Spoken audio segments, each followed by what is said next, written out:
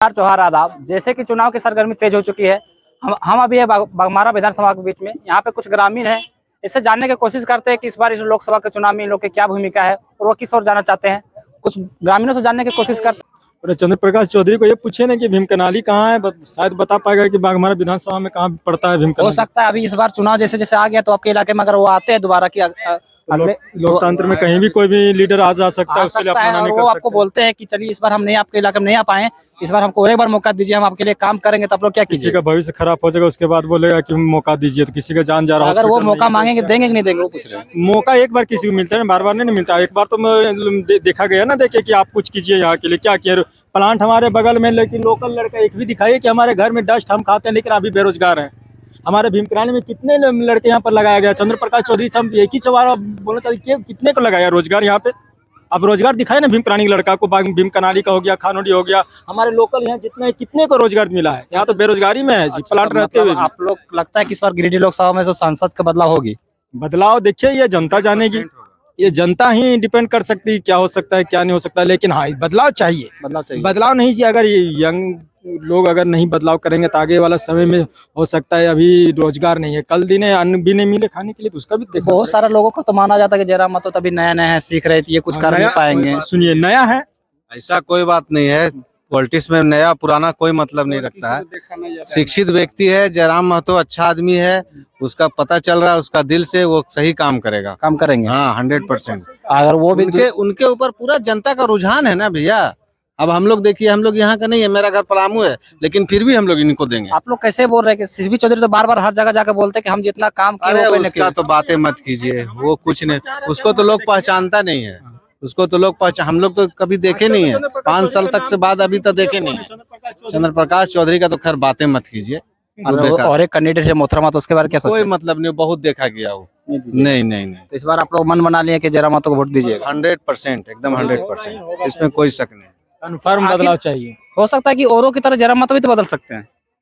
क्योंकि मौका तो देना चाहिए। अच्छा, हमने तो उनको भी दिया, सबको बार बार देखा, तो इनको भी तो देना चाहिए ना। बदलाव करना है तो आपको देखना तो पड़ेगा किसी को, ये नहीं कि हम बदलाव नहीं करेंगे तो नहीं देंगे किसी को मौका। बच्चा फेल होता है तो क्या वो पढ़ना छोड़ देता है? नहीं, वो फिर से तैयारी करता है, फिर से एग्जाम में बैठता है। तो उसी तरह हम भी तो देखना चाहते हैं कि नया चेंज किए, तो वो किस तरह चेंज होना चाहिए ये तो चुनाव ही बता सकता है। लेकिन चेंज जरूरी है, ये चीज हम कहेंगे, चेंज बहुत जरूरी है इस जगह पे। क्योंकि यहाँ सबसे बड़ा 3 चीज का मुद्दा है, बेरोजगारी और बिजली, पानी, सड़क। ये सबसे बड़ा चीज है कि शिक्षा।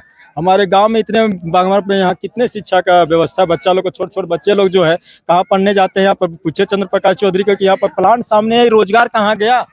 आप तो रोजगार का बात करते हैं, तो रोजगार दीजिए ना। भीमकनाली के को रोजगार दिए, कितने लड़का काम कर रहे हैं। अच्छा, यहाँ की सबसे बड़ी समस्या क्या है बाघमारा विधानसभा का? सबसे बड़ा समस्या है कि यहाँ प्लांट रहते हुए भी कि यहाँ लोकल लड़का को किसी को काम नहीं मिलता है। आप जाइए तो बाहर से चेन्नई रहा, बाहर से लेबर ला के काम कर रहा है। नया प्लांट हम लोग काम किए, हम लोग बनाते समय सिविल में हम लोग काम किए। और अभी जब प्लांट स्टार्ट हो गया तो बोले तो चेन्नई से अब लाकर वो काम करा रहा है, तो लोकल कहाँ जाएगा?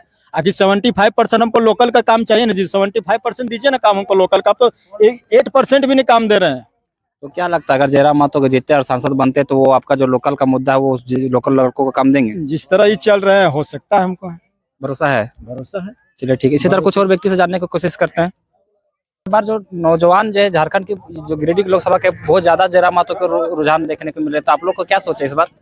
इस बार सोच है कि जयराम दा को जिताने का और नए सीएम के रूप में। ये तो लोकसभा के चुनाव से सांसद बनता था, सीएम कैसे बनाइएगा?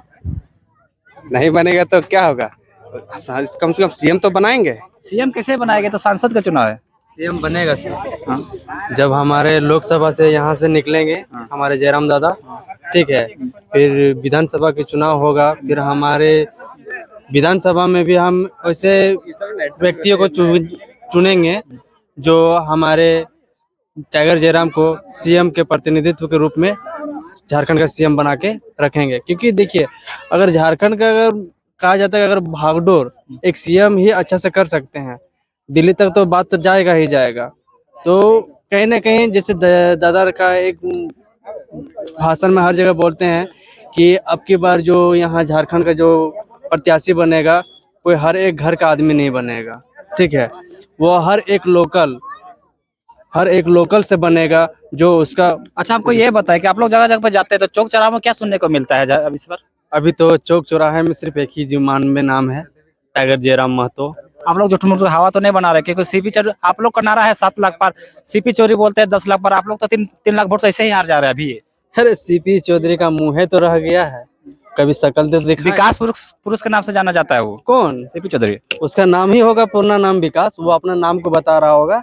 बाकी ये जनता, झारखंड के जनता या फिर लोग गिरिडीह लोकसभा से आके पूछिए, अगर सीपी चौधरी को अभी लाके खड़ा कर दीजिएगा तो 10 गो आदमी ऐसे गुजर जाएगा कि लगेगा कि लोकल का कोई बेगरिया आदमी होगा। सीपी चौधरी को आपको मालूम होगा सीपी चौधरी अगले बार जो इसके जो प्रत्याशी थे उसको 2.5 लाख वोट से हराए थे, और इस बार अभी दावा कर रहे हैं कि इस बार 2.5 लाख ना और 5 लाख वोट से हराएंगे। हर जनता थोड़ा सा फिसल गए हैं। जो हमारे दादा बोलते हैं ना कि जो बेटी को जो दान देना है, दान देते हैं तो लड़का को देख के देते हैं कि लड़का के बाप को देख के देते हैं। तो जनता इस बार गलती किया कि मोदी के नाम पे उसको दे दिया। ठीक है, सेंट्रल में जो है, हम सेंट्रल की बात नहीं करेंगे, मेरा बात गिरिडीह की बात है तो हम गिरिडीह को देखेंगे। आदमी जनता जो था वो गिरिडीह को ना देखते हुए मोदी को देखा था, और इसी लहर में सीपी चौधरी निकल गया, और सीपी चौधरी भी इसका फायदा उठाया। 5 साल कहीं इस नजर बार नहीं भी तो जनता बोल रही है कि हम मोदी को देख के वोट कर रहे हैं।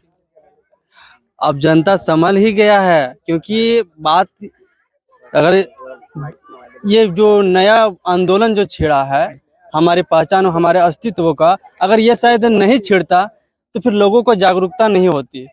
आपके बातों से अगर माना जाए तो क्या लगता है कि इस बार गिरिडीह लोकसभा में जो सांसद वो बदलाव होगी कि नहीं होगी? एक बार में बताइए। जैसे 15 अगस्त को जब हम 1947 की बात करेंगे ना, तो आधी दुनिया सो रही थी कि भारत आजाद हो गया है। ठीक है, बाकी 16 अगस्त को ही सबको पता चला था कि कंप्लीट भारत आजाद हो गया है। ठीक है, अभी सीपी चौधरी को इस सबको जो भी लगना है लगने दीजिए।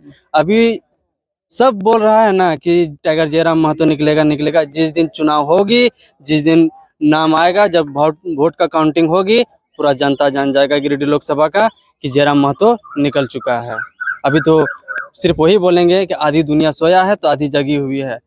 ठीक है, जो सोया है वो जब चयन होगा, चयन के रूप में आएंगे, शपथ ग्रहण लेंगे, तो सारी दुनिया को भी पता चल जाएगा, लोग गिरिडीह लोकसभा को भी पता चल जाएगा, जहाँ की जनता को भी पता चल जाएगी कि हमारे जयराम बाबू अब यहाँ का गिरिडीह का सांसदीय बन चुका है। चलिए ठीक, धन्यवाद।